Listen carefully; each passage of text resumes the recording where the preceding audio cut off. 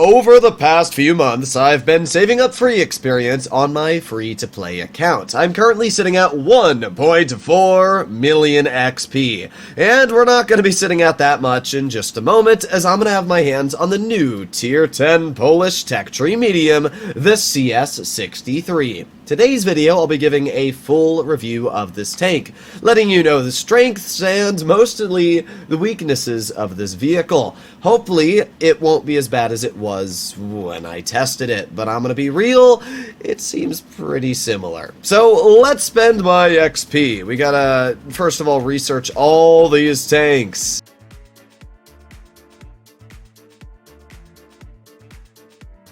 And just like that, we went from 1.5 million XP to 560,000. It is actually insane how much experience it costs to get new lines nowadays. Especially when you realize that this line has really nothing special going for it. So let's start off by obviously purchasing the vehicle. I'm going to use some of my gold that I've been saving up to get a full crew on this tank. Obviously, the most important thing we got to do is put a pretty cool camo on it. Fires of War looks pretty cool, and it's not a very special camo because I don't think this is a very special tank. Let's talk about the consumables and provisions available to this tank. There's actually quite a bit. You have tungsten shells, adrenaline as usual, and reticle calibration. Now, I personally think the best build you're going to be able to get is either double repair kit and tungsten, or double consumables, being tungsten and adrenaline, paired with a single multi-use repair kit. I don't really feel like reticle calibration is that important, especially because it's a medium, where if you're so far away that you're not hitting your opponents, you can just drive a little bit closer. I'd much rather have that effective DPM and alpha to be able to fight opponents in front of me. Then we move over to provisions. Now, I am personally going to be running single food and double fuel, specifically large fuel, which is a 10% engine power buff and turret reverse buff, and then we're also going to be running the gear oil, which is a 6% buff to our engine power and an additional 4 kilometers per hour top speed and reverse. Now, obviously, I could do Faworki instead, which gives me a bit more DPM and a bit more view range and blah, blah, blah, blah, blah. Or I could also be running gunpowder or another gear oil to make my reverse speed even faster. But I don't feel like that is all absolutely necessary. I am going for the speed. How much speed? Well, the tank's actually pretty fast. If you're running gear oil, it's going to go upwards of 60 kilometers per hour and 27 in reverse. In fact, if you're running another gear oil, you can get it actually to 29 in reverse, which is pretty insane. But I don't think it's that mandatory. So we are just going to run gear oil and improve fuel. The tank has a decent power to weight, but I wouldn't say it's anything incredible. It's pretty average. The final thing we need to do is obviously put some ammo on this vehicle. We're going to do 10 HE, 10 premium shells, and finish it off with 50 standard. And then we got to put some equipment on this tank. Hopefully I have enough credits to fully equip it, and yes, I do. Just enough with 220,000 left. So the one thing that sucks about this vehicle is the pen. Even running calibrated, it's 305, something I touched upon when I tested this tank. And yeah, it was never changed. So the penetration is pretty mediocre on the vehicle. We're going to be running view range, obviously, to make it as good as possible, enhanced gun laying drive. We're going to be running hit points because the tank has absolutely no armor, engine accelerator, V-stabs, toolbox, and the finish it off, consumable delivery system. So we fully equipped the tank. Everything is ready for the battlefield. But before we do that, let's take a look at this vehicle's statistics and compare it to another very similar medium. In front of you, we have 4 vehicles, 3 of which we're going to be comparing to the CS-63, being the E50M, Leopard 1, and AMX-30B. And wow, wait until you see just how much worse the CS-63 is in just about every single aspect. Let's start off with the 30B, because I feel like this is the closest vehicle to compare the CS to, and the 30B just smokes it in every category. First of all, we have DPM, which the 30B has 3,560 compared to the 3,360 the CS has. So it's about 200 less damage per minute. Penetration-wise, the 30B is slightly better, although it does have heat, so it's basically the same penetration due to shell normalization.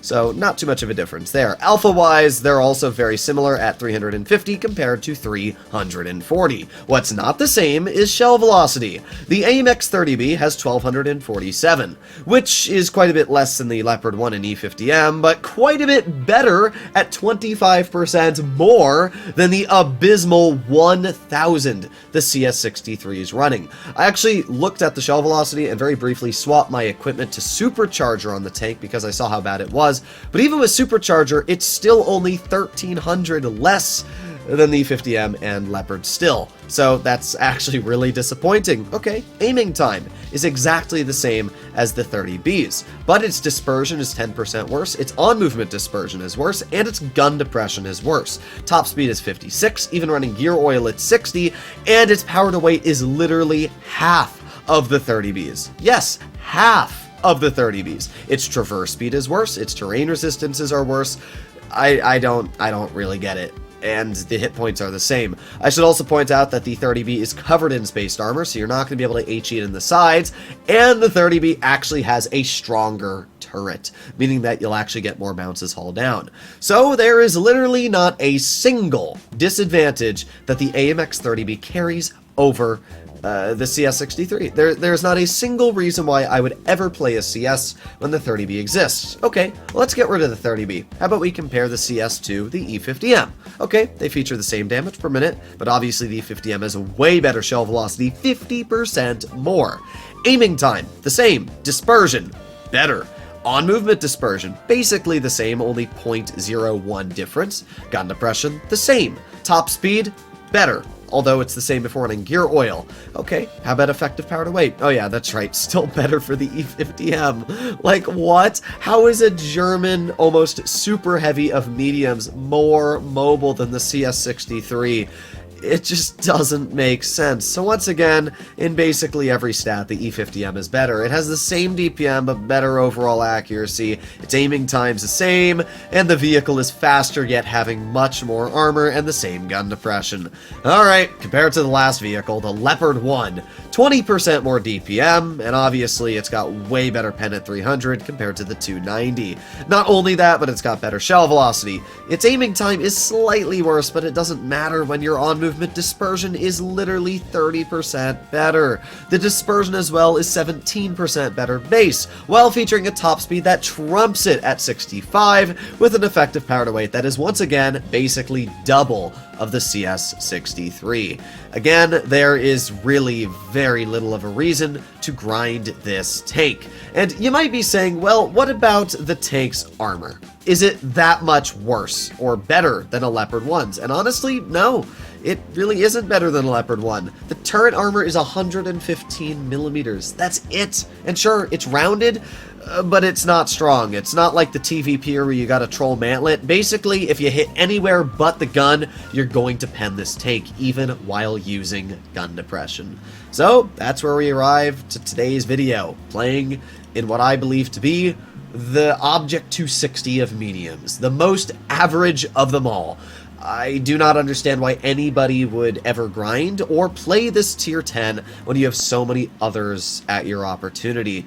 And it's really sad. I made a video where I tested this tank, and I pointed out the Wargaming that this thing was dookie, and it needed to be changed. And you know what they did? They banned my account for 3 months instead of listening to anything I said. Now, while I don't disagree with them banning me, because I did obviously break the ULA to do that, I just can't believe they literally have released the tank in this state. It is not a good vehicle. I'm just disappointed. That's the best way to describe it. So we're going to see what we can do in this first game. Now, I should point out that while this tank is not good, it's not bad. I mean, there's nothing necessarily awful about the vehicle. It's got decent mobility, which you can see me using here. Funny enough, we spotted the enemy Yag Tiger, who we've been able to, get behind. Alright, let's get one shell into the Yag Tiger. I mean, the tank does carry tungsten rounds, which is obviously pretty nice. We're getting rushed by the TVP, which is not very nice. We're going to back up.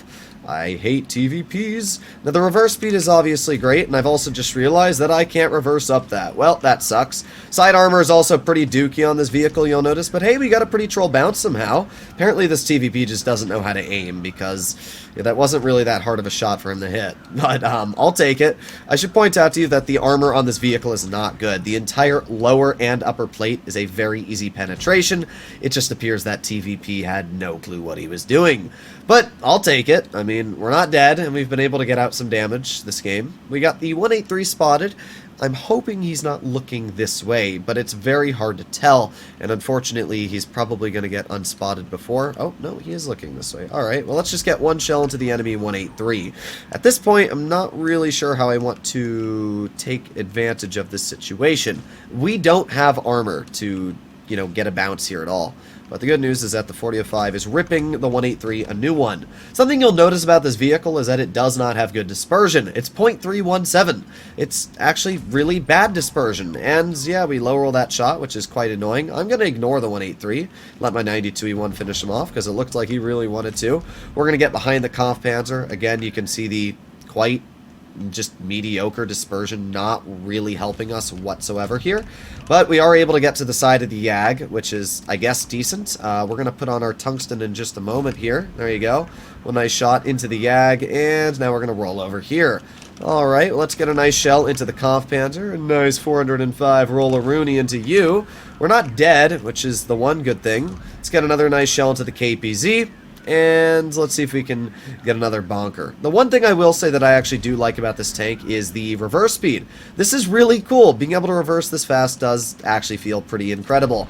But again, at what cost? I mean, everything else about the tank is not incredible. So it's a lot of yin for not so much. Or I guess it's the other way around. It's a lot of yang for not so much yin. The first game, we did okay. 4,600 damage, and we were able to come out with a pretty solid victory. It's a second class. I'm surprised. But still, nothing all too incredible. As I said, this is not a tank that is great. I mean, sure, some of you might be quick to point out in the comments that, oh, Droodles, you did well in the tank. Doesn't that make it good? Or there'll be comments being like, Droodles did well in tank while complaining it's bad. Yes, I can do well in tank and call it bad at the same time. I mean, I've made many videos on the 183, and heck, one of my highest games ever is a 9.8 thousand damage battle in the 183. And trust me, just because I've gotten high damage games in the 183 does not discount anybody's opinion on it being the worst performing tier 10 in the game. And that's where I sit with the CS-63. I don't think it's necessarily a bad tank. Like, there's nothing that's downright awful. It's got okay mobility. The penetration isn't the worst, and it's not the worst tank. It's just not the best. There's nothing unique about it. It is a vehicle that I would pull out least over any other tier 10 in my garage. Its dispersion is meh. Its accuracy is meh with aiming time and all that stuff. Its overall mobility is meh. Meh. That's the best way to describe the vehicle. Why would I drive this again when I have access to a Leopard? I mean, it's a very simple but factual statement. Seriously, why would I ever drive this when I have access to a Leopard? Now, I am quite scared of, tanks like the 183, of course. I hate the 183 so much, but, well, I needed to push aggressive to get the T100 cleared, and even though I did lose a lot of health for it, I think it was worth it in the end, because now I can possibly get some farm into the T110E4 across the map. We get one shell in, and we're going to aim in again on his lower plate. Unfortunately, that shell did not go where I wanted it to. As you can see, this tank's accuracy at distance is just terrible, and this is where you would much, much rather be in a tank like the AMX-30B or the Leopard 1, because instead of having this terrible accuracy that I'm barely hitting my shots in, you'd actually have decent accuracy. But there you go, we're getting some shots out at this point. Let's reload again. You can see the DPM on this vehicle. Oh, that was a sussler shot, but we were actually able to just squeeze it out. Now, unfortunately, our bat chat is dead. I'm not exactly sure how, but I would guess it's from the 183, as he's got a kill to his name. Alright, well, 57 of you we're not able to get a shell into as of yet, and I'm going to be very cautious because, well, yeah, I don't want to roll into a 183. Hello? Oh, there's one of the enemy 183s.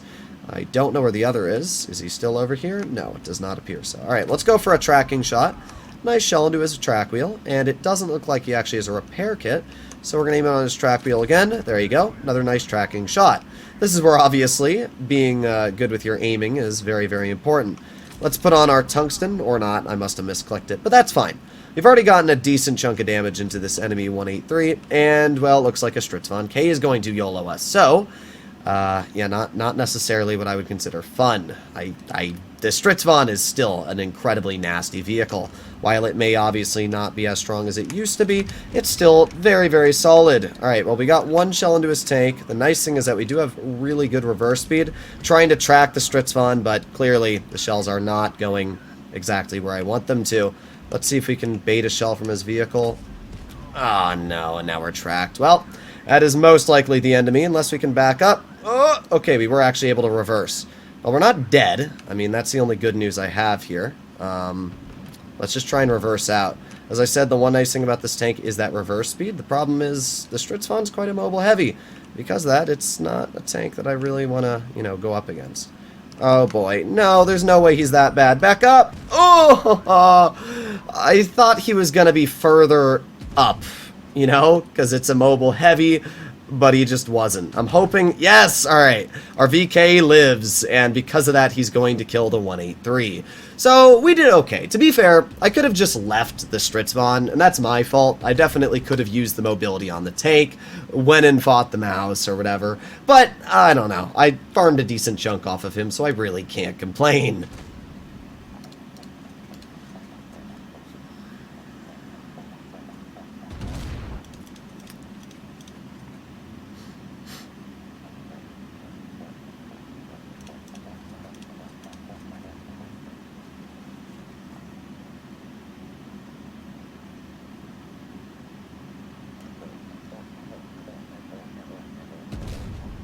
And there you have it. The VK-72 finishes off the Stritzvon, and just like that, we arrive at a victory. Not a bad battle at all. I wouldn't say this was an incredible game. Again, if I was in a Leopard, easily I could have killed that 183, and I probably could have killed the Stritzvon with just the sheer DPM I have. But we still did fine. 4,700 damage, and a pretty decent victory. This is not the first game I've played in the tank. I actually played a few before you just saw that game. You can see I've played two in between the Nube battle. I had a 4,000 damage game and a 2,900 damage victory, both where I was able to finish top on the team.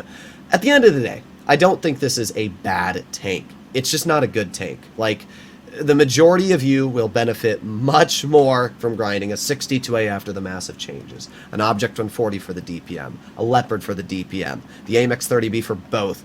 It just doesn't make sense why Wargaming would release this tank when there is literally nothing unique about it. I do like that reverse speed, and I'm actually tempted to take off my improved fuel to put on small gear oil and actually gain the additional 2 kilometers per hour in reverse because it might be more enjoyable, but that's all I can say. Let me know what you guys think about this vehicle in the comments down below. Would I recommend to grind this? No. I would not recommend to grind this tank. I would recommend to go for literally any other tier 10 medium that you haven't researched before this, but that's my opinion. I'll see you all in the next one. Bye-bye.